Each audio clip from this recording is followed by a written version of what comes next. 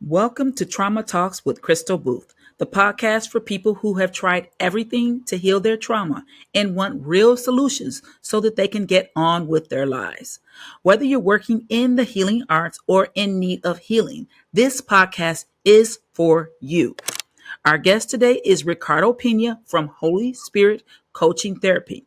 Ricardo has been in the field for over 20 years, in the field of mental health for over 20 years, and we're going to talk today about the importance of mental health. So let's jump right in. Here on Trauma Talks, we love to highlight the most cutting edge methods of getting life back, getting our lives back and conquering trauma.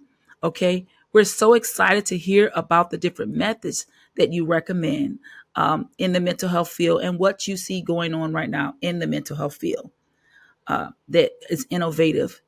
Uh, Anything that you have to say about that today? Sure, I got a lot of opinions on it. I've been in this field forever, so I have a lot of lived experiences as well as being trained in every modality possible, and well read and did everything I could do to get to this place. But once you have a place where you actually live through it and you've been through it, it comes from a deeper sense of understanding and rooted in understanding what the groundedness to get people to get the healing that they're looking for. Yes. Okay, tell me more. Tell me more. What is the things that you're seeing? Some of the issues that you're seeing with people being able to really access mental health the way that they intended to. What do you think is So the issues? right now we're in a unique place and time. We're coming out of COVID. Um, so people have been sheltered down. They've been through a lot of social isolation. So this is the new era. This is the era where we're starting to see people come into mental health services that we never seen before. I mean, my own personal family members are mid 50s going to therapy for the first time ever, you know, where previously it was a lot of people experiencing trauma, complex trauma, and so forth. Now you see people going through life transitions, people that are feeling socially isolated, people that are working on those relationships and feeling that they have no place to go. Friends are becoming a hard thing. Friendship used to be something that was easy. I mean, we saw that national show called Friends. It kicked off and it went on forever. Now you can't make that show because realistically, to even find a friend is difficult in this time and era. So this is the time where people really, really are feeling a void. And that void is impacting all the statistics you look across this nation. It, it's showing. Yeah, it sounds that's very interesting, Ricardo. Why I started Trauma Talks is because I really wanted for everyone to begin to heal from trauma. And so, what do you think are some of the barriers for these clients to be able to really, access what they intended to access, how access to treatment during these very trying times like COVID and things like that? I think what happens too is that we're in a place in the era where a lot of times we're academically trained. We tell kids to go to school, get educated, educate's the key, work hard, and blah blah blah blah. And this myth comes out there. We go out there, we're going to be in the real world, we're going to be successful, get the job that we're looking for, move to the suburbs, get a 2-car garage, 2.46 kids, all this stuff, and it's like that doesn't pan out. So a lot of times people didn't have the emotional language growing up. They weren't taught how to process their feelings. They weren't taught that their behaviors are okay. Parents just stifled them or holocaust their parenting, emotionally immature parenting styles, and all kinds of stuff came along and didn't give people the room to try out their personality, try out the behaviors in the homes, give them the space and so forth. So a lot of times people got stuck and they feel like, shit, I don't know where I'm going with this and I want to get out of this. And they don't have the answers or the emotional language is necessary to express their needs at the time and get the help that they want. Right. Wow. I can tell our audience is going to gain a lot of wealth and knowledge from you today. Before we continue, I want to invite everyone to follow Ricardo Pena, to like, comment, and subscribe to Trauma Talks, because when we do that, you start a healing process with the community, and it helps the show to get awesome guests like Ricardo and to help us heal our trauma. So, Ricardo, give me some more insight here on what is really ailing the field of mental health today? I mean, what is some of the things that you feel very strongly about that you really want to talk about or talk to our guests about today, and really help them hone in on getting the most out of their mental health treatment? Yeah, there's a lot of things. Right now we're in an era too where sometimes even on ourselves, even our people, the mental health practitioners, we got to take the full blunt. A lot of stuff that's happening. We're in an era Okay. where therapists are, even though they're licensed, they may not be properly aware that they're falling into traps of paid friendships through therapy. So there's this Mm. ever like never ending lasting therapy relationship. Mm-hmm. It doesn't have any goals, objectives, Wow. and it doesn't take into account to try to challenge the clients, to get the clients to be accountable, to Mm-hmm. want them to grow, you know? Yeah. So we kind of Absolutely. stick there. And sometimes the clients themselves come into therapy and are not they're reluctant to change. They're scared. It's understandable. And Mm-hmm. sometimes the therapist gets into this role of just stroking their ego a little bit and keeping them to a Mm-hmm. place where they feel like, hey, I'm meeting with my therapist week in, week out, and Mm-hmm. getting my needs met, and they're listening to my side story, and they're seeing that, what I went through, what I this, and then they put that into a place where they say, hey, I feel I'm a victim, and they keep that victim mentality. So right now, Absolutely. that's dangerous because we Tell me about really the want, victim mentality. Yeah, tell me more about yeah. that victim mentality. That's very Hmm. interesting. What do you Yeah, mean by that? That victim what I mentality. Oh, sure. What I mean by that is victim mentality is where you sometimes you get stuck to your story. When you Okay. experience trauma, you're not the trauma. You just had an Right. experience and you went there. But the moment you get that, you put that in there and you run with it. And it becomes something Yes. that you use as a tool to say, hey, I'm not X, Y, and Z because this that happened to me. But we know all of Uh, us have been around this mhm. world a lot to see that some of the people who have had the most success in this world have been the most challenged, have been the person who's experienced the most traumas, and they have Mhm. done incredible things throughout history. You know, Yes. dating prior to Freud and the field of social work or psychology Absolutely. or any mental health services that were in Yeah. deep. So there's always been a context of healing, but the healing has Yes. been done collectively. It's done through community. It's done through Mhm. spiritual practices. It's been through Okay. person believing in one another and holding each other accountable. And then there's Right. growth. Well, if there's no growth in therapy, then you're just going to be caught in this Um, cycle of week in and week out, getting your ego stroked and getting your story validated.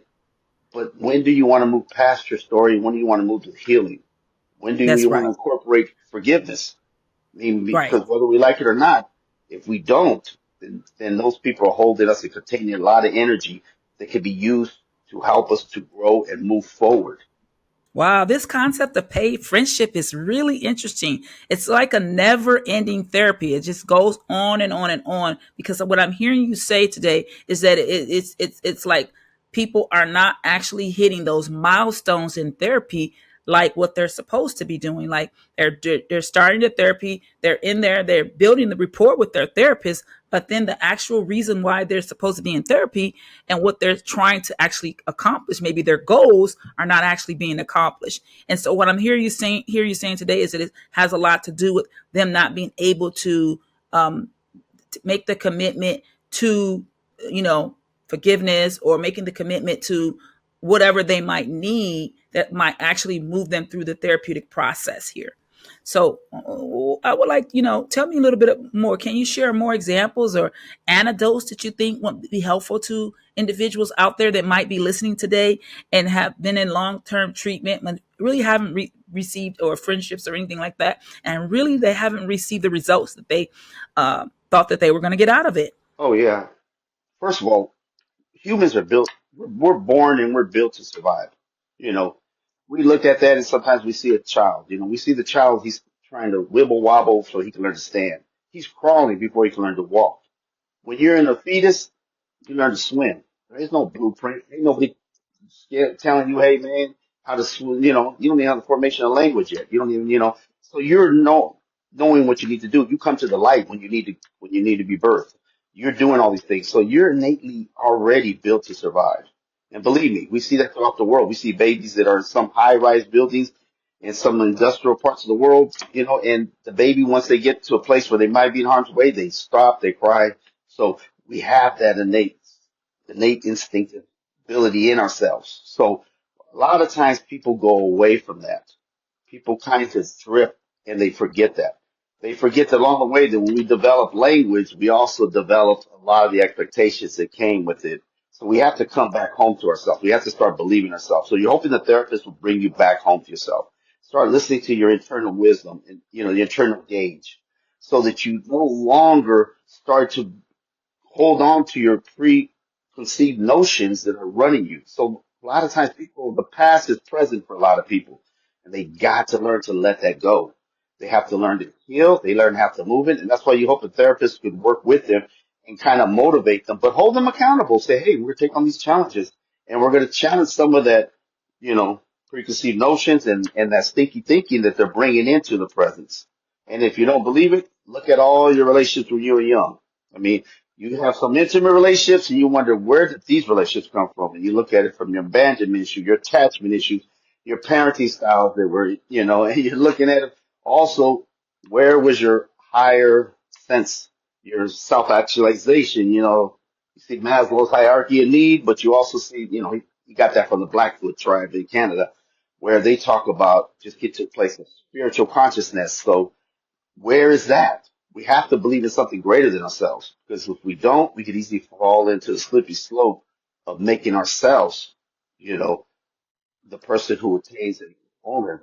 Why do you think this is happening in society right now? Why do you think people are struggling with being able to include that like you said, the um the concept of having a higher power, and also the concept of forgiveness? These are very known concepts. These aren't anything that's new to our society. Why do you think people in this particular day and age are struggling with that may be impeding their mental health process or their therapeutic process? I think a lot of the messaging and the branding that's being put out there. We're in a Okay. society, industrial nations, especially here in the United States of America, we're very self-absorbed. We become a very self-absorbed nation, Oh, you know. okay. So Yeah. a lot of times our pride gets in the way. I mean, Mm, you see 12-step programs, they say, hey, you got to believe in higher powers. Sometimes their own ego gets in the way, and we all know they're referring to God, but their egos doesn't allow them to do that. So they got to mm, people are now forgiveness. Is like you said, it does go back to the beginning of time. It's very vital. yeah. It's an important process, for Mm-hmm, all of us. Now people are trying to change the terminology. Oh, we can let go, or we can do mm-hmm, other things. But instead of mm-hmm, saying, hey, why don't we just give homage to historical context and to places that mm-hmm. these are ancient wisdoms. It's been there forever. We don't have to reinvent the wheel. We could say, hey, a lot of this stuff is there prior. Like Maslow's hierarchy of need. He had to go to the Blackfoot tribe and get something that they had already implemented. He didn't even do it halfway right. I mean, some of it he misconstrued, but the thing was that there was ancient wisdom that's always there for us to tap into. But because we're living in a place that's very egotistical, we sometimes get consumed Mm. and we don't want to do these things. We're holding We on want to to a we want to lot move of, away from them. Yeah. yeah, move away. We're holding on to Mm-hmm, a lot of bitterness, grudges, mm-hmm. and Yeah. resentment. And Mm-hmm. you know that if anything is stifled, like ground, if a soil is very hardened, it's not going to be room for seeds to sprout. So you have to loosen that soil within yourself so seeds will sprout. If not, then you're going to be stuck. And you're going to be constantly be stuck, and you're going to need a therapist for years in, year in, to just confirm your sanity in a certain sense. Instead of your therapist challenging you and say, hey, this may not be comfortable for you, but this is going to be right for you and healthy for you. And just when you're ready, we go, we'll go at it, but keep it in mind because we want you to be fully healed. We don't want to just deal with the psychological aspects of life. We also want to do with the spiritual aspects of life, because that's the higher meaning.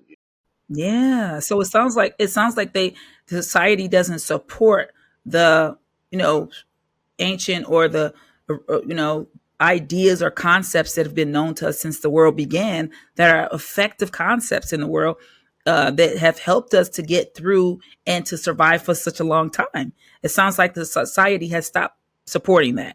Do you see that, or what do you That see? too, and the internal instinct that we have in us. the internal instincts for us to survive and stuff like that. So usually with the therapist, it's just trying to gauge you to go back into believing yourself again, to come back home to yourself and to really say, hey, man, all those times my instincts were honed in and I knew something and I let someone else talk me out of it or overthink it. I went and asked too many people for advice when I really just needed someone to bounce it off and I would have got my own answer within. You start to slowly root yourself back in believing in yourself and the instincts There that a you go. child Trusting has. yourself. Mm-hmm. Trust in yourself. Remember that Mm-hmm. child. No one needs to tell him. He keeps standing and falling, and people, we could easily chalk it up, say, look how much mistakes he's making. That child don't Yeah. look at it Yeah. that way. That child looks like I'm experimenting. I'm experimenting. Okay. Sooner or later, I'm going to grab it, and I'm going to hold myself, and I'm going to stand. Then I'm going to fall again. But sooner or later, I'm going to stand. I'm going to crawl. I'm going to walk. So Mm-hmm. humans learn through trial and error, and it's a concept that we struggle with. Scientists don't. Mm. You give them a 12-year grant, and what do they do every day? Make mistakes. But they chalk it Mm-hmm. up and they call it experiments, you know? Okay. So we have to be able to get back in there and realize that, hey, if we start to believe that we're going to learn our best lessons through trial and errors, and they're going to define us, and we can be less hard on ourselves, we can slowly, Okay. surely start to instinctively believe in ourselves again. Then that internal wisdom that's always been there clicks on again, and things start Mm-hmm. to make sense, and life is not as Yeah. hard as we made it. I wanted to ask you also something. Let's talk a little bit more about the victim, the benefit that victim concept has for the client. I mean, how does that help the client? How does a victim mentality or concept? How does that benefit them? I wouldn't say it benefits them too much. I think it just keeps them where they're at.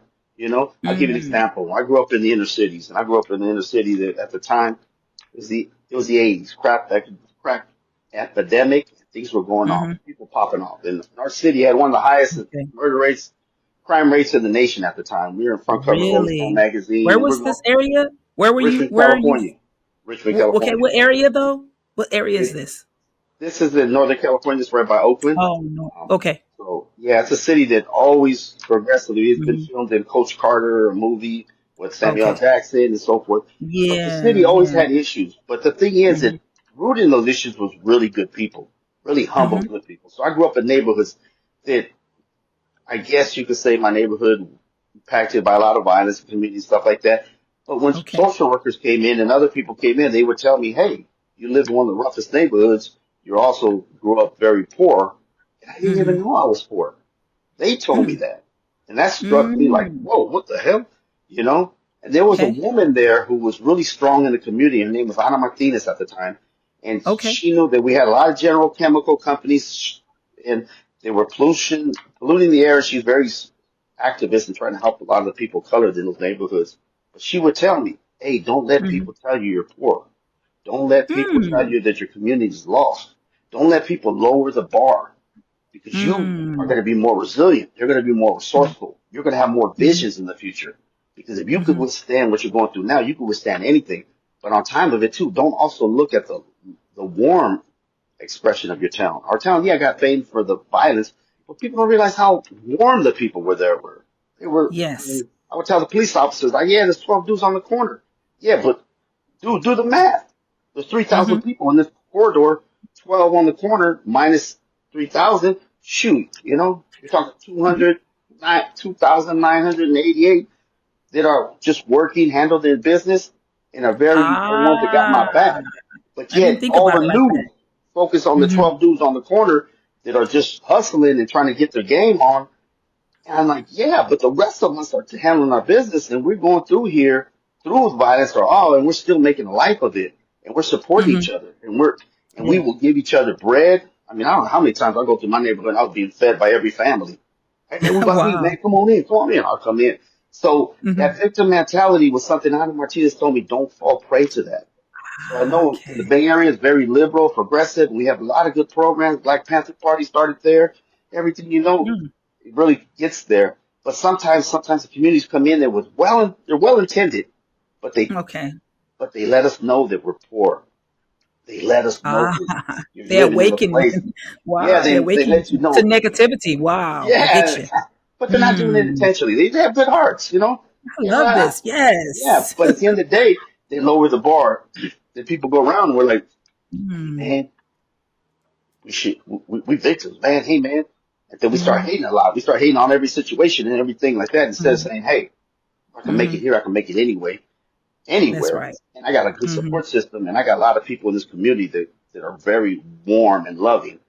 And I Mm-hmm. try to focus on that, not the Okay. 12 dudes that were on the corner that I went to school Mm-hmm. with, that I befriended. 'Cause even though I know Mm-hmm. them, my heart goes out to them. I know that, but they're just misconstrued. But at the end of the day, I try to focus on the other, close to 3,000 people in the Yes. community's So what you're lives. saying is that might be just Who? 1% of the population Exactly. That's of the 1% people population. that they But because base a whole. Mm-hmm. 90% of the news gets through Ah, there okay. and the reputation. Mm-hmm. So when we go out, people are like, where you from? We'd be embarrassed to say, I'm from Richmond. Oh, hell no, I don't go to that city, man. You get Mm-hmm. killed. I'm like, that ain't true, dude. You meet some of the sweetest people. So Ricardo, later that's on, Ricardo. That sounds like where I'm from, Detroit. It's like exactly. I they know. That's why talk we they talk connect. about it. Yeah, they talk about Detroit. They like Detroit Uh, this, but oh my God, my sister's an attorney, my brother's a doctor. I mean, we're all professionals, and it's like, but they'll talk about that 1 or 2%, or that small portion of the population that have a negative ideas, or have some negative ideas about life, and who see themselves as a victim, and want to capitalize on that victimhood. So wow, I didn't think about that. That's very interesting. Wow. yeah, the police So officers always they be laughing when I be doing like, say, come on, do the math, man. We go to school here, do the math. I said, you do it that way, you look at it, he's like, damn, I didn't even think about it that way. I said, you need to, because we're too focused on the negative biases in life. that's what I'm saying. That sounds like what you're doing in your therapy when you, as a therapist with the clients. It sounds like what you're doing is you're changing their whole belief system, or their whole mentality around life, and that is when a client comes in, and they come in for treatment, and you bring in higher power, and you bring in, shift your mentality around who you are, like what we did. I mean, we definitely did see ourselves as a victim. We were like, we thought we was too much. You know what I mean? We had high self-esteem, even though we technically lived in poverty. So, but those are some major strong concepts that you're bringing in, that are forgiveness, all of these concepts you're bringing in, and you're teaching the clients about these particular concepts, and in most cases you're just reminding them, because they've been around. These are fundamental concepts in our society that have been around since the beginning of time, but a lot of the times in our particular society now, we get lost. We lose ourselves from where a good foundational character it is. And so, how do you think that now that they have these concepts, and then they're working with the therapist, what is the ethical consideration with someone who is working with the client, and they've been working with the client for like gazillion years, and they what are some of the ethical considerations that they need to keep in mind to kind of keep the therapy going and keep the client moving forward, with considering that the client is living in this society, and they may have some of those negative beliefs about life. I think initially too with therapy, it's going to go slow. Don't get me wrong. You build rapport, you got that stuff. It's always like one step forward, two steps back. You got to expect, anticipate. But after a certain period of time, you got to really assess yourself as a therapist. Say, am I seeing growth? Am I a right fit for this particular client here? Because if I'm not seeing growth, or I'm not challenging my client, I'm not holding my client accountable. Because client gets to come into session and gets to play victim, like gets to say, hey, this happened to me, boo, boo, boo, boo, boo, and this particular person did this to me. But I have to refrain from that, and I have to say, hey, I don't get to hear that person's side of the story, and I don't get to play hindsight. I don't get to be in the environment and the impact, because memory is not very consistent, you know. Hmm. Hmm. And Hmm. one Oh quick yeah, thing, I trauma mean, is like that. Trauma is like that. You oh yeah, you you know what we know about trauma, Ricardo? I mean, mhm, the brain, we remember just a small portion of what happened to us, and a lot of those mhm, views are skewed. So yeah, right, let's yeah. continue with that. Hmm. Because like I say, at a crime scene, I've seen where they have two people been at a crime scene, and the police ask them to ID the criminal, and they both had different perceptions of criminals. When they watched the camera, they were both off, because Hmm. it's, at the time of a crime happening, your amygdala gets attacked, and you go fight, and freeze.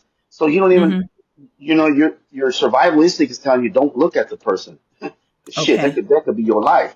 So then when the Mm-hmm. police is pressuring you, ID, you're going to go off for your perception a lot of times. So that's why Mm-hmm. that's not consistent. So even with us in Okay. life, we're going through life and we're like painting this picture that we've victimized.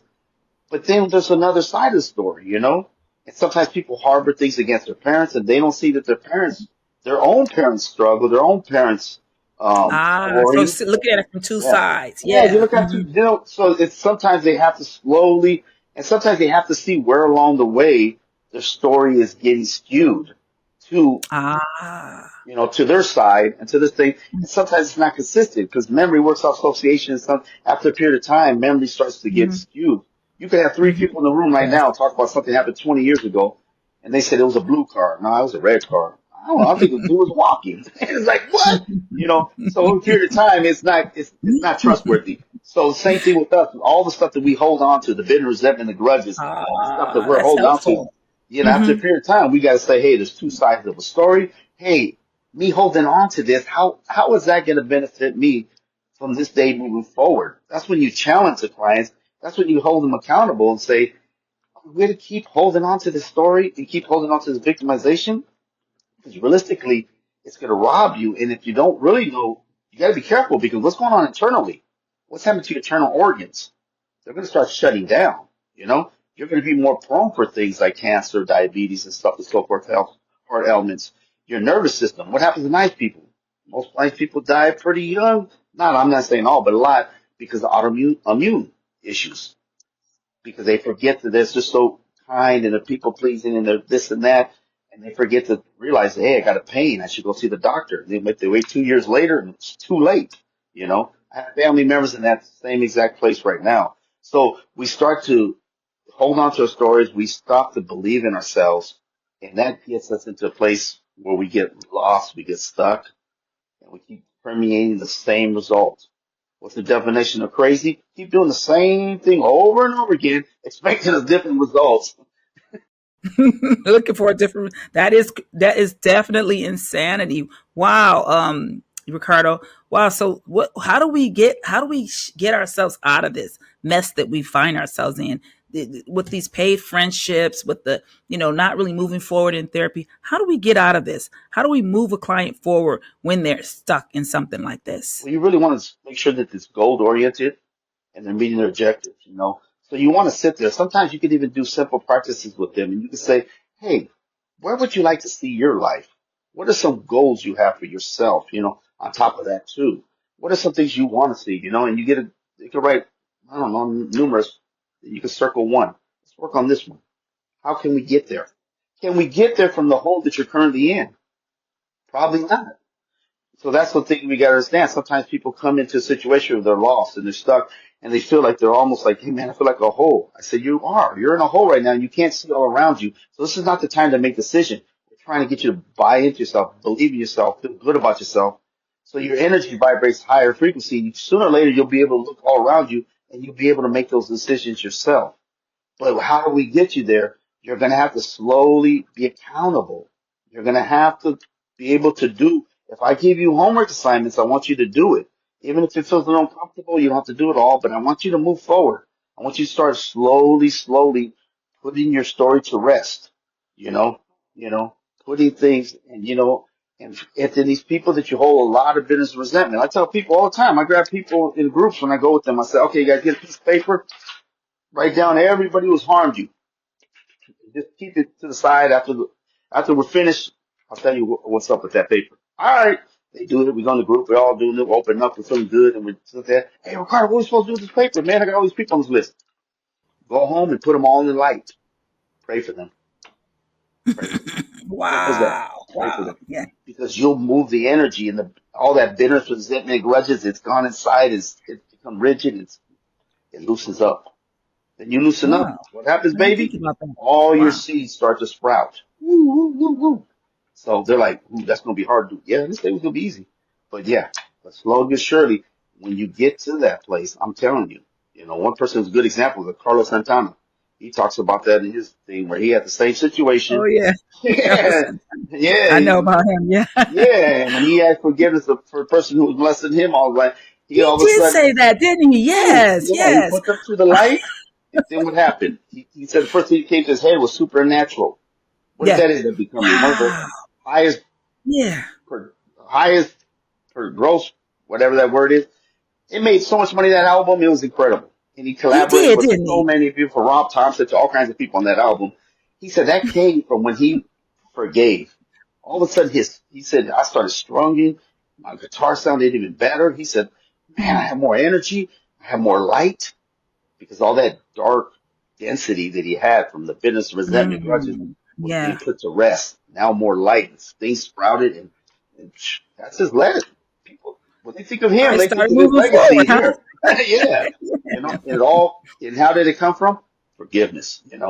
So that's I didn't something think of that's that. hard for a lot of people to get to, but I'm telling you, if you really want to get there, that's what's going to take.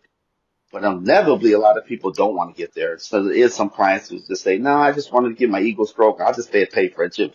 I'm kind of more scared to change. I'm more scared to challenge, you know. Hmm. And I don't really want to be Wow. accountable. So And that's what. you giving them homework too, Ricardo, huh? Yeah, I give them homework. Those are the kind of clients I tell them, "I'm going to pray for you. I love you, but I'm not the person for you at this time. So I'm going to Right. recommend you. I'll take you out or Oh, get you back okay. into the directory. You got to work with someone else because my people have to meet their goals." Okay. I'm not keeping you here to make money off of you for the rest of your life. That's not my goal. I can't feel good about that. I won't be able to sleep at night. So I want you to meet your goals. If you're going to meet your goals, then you go back to yourself. Shoot, inevitably, that beautiful child you were that came into this world that still had light, was beaming. I mean, how many times do we see a child and everybody can't help it? Even the most toughest of men will get there, look at a child, and all of a sudden he's softened up. We're going to get back. That's who we are. We're full of light, and that's who we. So we're going to get there inevitably, but we're going to have to be able to be accountable, set challenges, and we're going to have to let go slowly of all the bitterness, resentment, and the story that we keep telling ourselves. Oh my God, this happened to me. I was traumatized. I had a single trauma event or complex trauma back in the day. Yes, that's true. But we're going to work, process it, and we're going to put it to rest. And now you're going to start seeing the strength that you have within you, the internal instinct. You know, for me, you know, my faith is the Holy Spirit, but Holy Spirit's in all of us. But I'm not intruding nobody's faith, So I want you to kind of let us know where people can reach out to you. man. Yeah. So is there social media, website, anything like that? Yeah, Any resources that you want to uh, give to I the got a client? website, but I'm not really good about knowing how to get there. That's something about me. I'm just still so much into the Hmm. work. I'm not really that person that works at navigation. But if you give me a Holy Spirit coaching therapy at gmail.com, you get a hold of me Ah, there. email. But Yes, great. yeah, You're not email's really fine. on the But social media. yeah, I I do hear got my you. webpage up. Don't get me wrong, but I wouldn't even know how to tell you how to get there myself. So you Hmm. know, but I will probably What make it available. I guess if you have stuff for hmm those. I have another question for you, Ricardo. Yeah. What advice could you give to someone who might be stuck in a situation where they're stuck in a paid friendship? They came to therapy, they wanted to move forward, or they're a therapist and they're having a difficult time with moving the client forward. So, what would you have to say for them, for the therapist, and also for the client who might be stuck in this If scenario? the client right now is listening and finds himself in that situation, do yourself a favor, man. Go take a nice walk. Get out in nature, man. Get back to where you came from. Hit the soil, man. Take your shoes off, walk in the braided glass, and just sit there and think what one internal gauge inside of you is telling you. It might be telling you it's time to move on. And you might have to tell the therapist, hey, thank you for everything you've done for me, but you're going to move on. And you're going to finally look for a therapist who says, hey, these are my goals. These are my objectives. Can you get me there? And one important thing you always got to look when you look at a therapist, you want that therapist to emulate where you're trying to get to. I've been with some therapists way back in the day. I mean, I've been court mandated to go to therapy since 14 because for anger management. Back in my neighborhood, I got expelled from school and all kinds of stuff. But back then, when I went to therapy, I would look and I'm like, this person can't get me where I'm trying to go, because I'm not even bought into this person. I don't even like their energy. But I found somebody who did, and that person helped me. And then I went to groups, I went to retreats, and I found people that, oh man, I love the energy here. And the universe is all about energy. So if you find a therapist that emulates energy, and you might have to go look for a therapist who is not, this isn't Tinder. You ain't trying to look for somebody who's just like you. You might find someone who's going to challenge you, man. You know, and that's when you're ready to grow. That's when you're ready to take therapy serious and not just get caught up in doing this for the rest of your life. Because no one should ever be doing therapy for all their lives. And this is coming from a therapist. If you're doing that, get out of it. And for the therapist that catch himself fall prey to that, they got to be honest and assess themselves and said, hey, I got to be more goal oriented. I got to be more objectives, and I got to make sure that I can get people to where they're trying to get to. If I can't, then I may not be made for this field, and I got to be honest with that. Mm-hmm. There's always They have to research. hold themselves accountable, right? The Yeah, of therapist. course. I mean, Yeah, we yeah. have to hold I ourselves mean, accountable. Yes, yeah, for getting the client the results that they came there for. I mean, there's just a lot. There's some of that weight is held on our shoulders, right? yeah. A lot of the work that, especially the therapists that do goal oriented and objective therapy, quite honestly, we're mostly doing it in places where we're Mm-hmm. underpaid, Mm-hmm. underserved, out in the streets, doing it out of our hearts. And the ones that are stroking big dollars are sometimes the ones that keep their clients in this unending cycle. Mm-hmm. So Mm-hmm. unfortunately, sometimes the therapists that are going to lead you there are not going to be the ones that you're going to find in these directories you're looking at a lot of times. You know, Okay. you may Okay. have to go on there and really search and ask word of mouth and find Mm-hmm. out because that's inevitably where you want to get to. It's a Mm-hmm. maturation process. We all want to mature and grow in this life. So do yourself a favor, get there. Don't get stuck Yeah. in the ending cycle. Mm-hmm. So how can listeners differentiate between genuine therapeutic relationships and one that might be veering in that territory of paid friendship? If they don't feel challenged, if they feel comfortable in therapy, that may not be a good thing. You know, Oh, you want to build I didn't some think of that. rapport, but you also want somebody who you could build rapport with and he can challenge you a little bit. I'm not sure if Oh, people okay. saw Skunts, that HBO thing with Jonah Hill and his therapist. His therapist challenged him, and you could see that's why Jonah Hill said, I got to get this guy on tape, I got to get him out, get him in, because he challenges me. He Mm-hmm. doesn't just tell Mm-hmm. me what I want to hear. He kind of makes me see things from different angles and research it and kind of like that. And so that's what we need. So if you're in there and Mm-hmm. you feel like, oh my God, this person feels like I can hang out with them, but Yeah. you're spending money for a person who's your friend.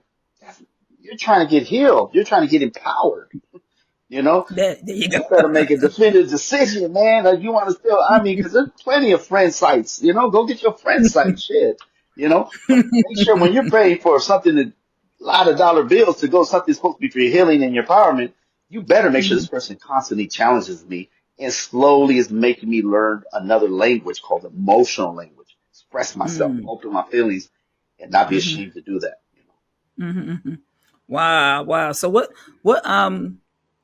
therapists and clients alike consider when it comes to healthy boundaries so that they can just avoid this whole friendship, you know, therapeutic friendship thing altogether. What do you think we can do to set boundaries with the relationships with the clients as therapists to talk to the therapist today and give them I something? think just asking vital questions, checking in really often, like every 6 weeks, maybe Mm-hmm. even you want to check in and see where I'm going. Am I still Mm-hmm. producing the same results? Am I still holding on to my same perceptions? Mm-hmm. You know, Yeah. these are honest things you need to do. And you're saying, hey, I'm not really being challenged. I'm not, and Mm-hmm. I'm being stroked a lot of empathy. Okay. Empathy's fine, but it's like Right. knowledge without wisdom. It's dangerous when it's pure empathy. Then it becomes Mm. a paid friendship. But when it's empathy with also Ah, I didn't think of that. accountability, now you Mm-hmm. get it. Mm-hmm. So that's where you're striving to get to. Mm-hmm. Mm-hmm. Mm-hmm. I see what you're saying. So what you're saying is that it's a very fine line between actual the therapeutic boundary of okay, I'm giving you empathy, I'm allowing you to have some support that you may not have gone through that trauma before, and now versus okay, this isn't we've given you the level of empathy that I'm going to give you, but now I'm going to actually give you some hardcore advice to help you move you forward and move you to the next level. So it's like what we used to do when we used to do dialectical behavior therapy. We used to balance acceptance with change. So acceptance as with the person is exactly who they are, where they are at that moment, and then we're balancing acceptance with pushing for change, acceptance and change, and it's a balance. And I think that is what comes to mind when I think of what you're saying. I love that. Yeah, exactly. We got to find that balance. That's what we're trying to do in life anyway. Everything with moderation and come in with the balance and so forth and stuff like that. But at the end of the day, really be honest with yourself. Do you really want to see change in your life? Or do you want someone who's just gonna pretty much you pay to listen and just stroke your ego a little bit or just feel comfortable with and this and so forth? But yet, years in, years out, you're still starting to see that you're still holding on to things by then that should have been moved past. Wow. So I want to say something, Ricardo. Do you have anything else that you want to share with our guests today, um, before we, start to wind down our episode today? What would you like to share? We all have it within ourselves. We have all our answers and everything's already lied in ourselves. We just got to believe in ourselves. We got to give ourselves self-compassion. We got to be nice to ourselves. Now, it's sad when you look at situations and I see clients come in who don't treat themselves as half as good as they would treat their best friend. And I'm saying, come on, man. If you can treat your best friend that way, start slowly treating yourself that way. Because inevitably, the person we're going to spend the most time with on this earth is going to be ourselves. So come back to yourself, love yourself, and do that work. And I know it's hard when you experience a lot of traumas and complex traumas because a lot of stuff took you away from buying into yourself and probably your inner child is not feeling safe. Slowly work towards loving yourself, compassionate, and taking care of that little inner child, making that inner child feel two things, safe and seen. If you can make them feel safe and seen, that inner child, slowly the healing process will take place. That's about it. Hmm. Wow, wow, wow. So this is awesome. I really appreciate this. This has been really, I believe, very informative for our guests. And I do believe that that they're going to be able to grow, and they're going to be able to process their trauma, and they're going to be able to get over that difficult transformative process that it takes when we're doing therapy. So this has been Trauma Talks with Krystal Boothe, the show where we take trauma healing to the next level. Be sure to like, follow, and subscribe so that you can stay up to date with cutting edge strategies that can help you get your life back.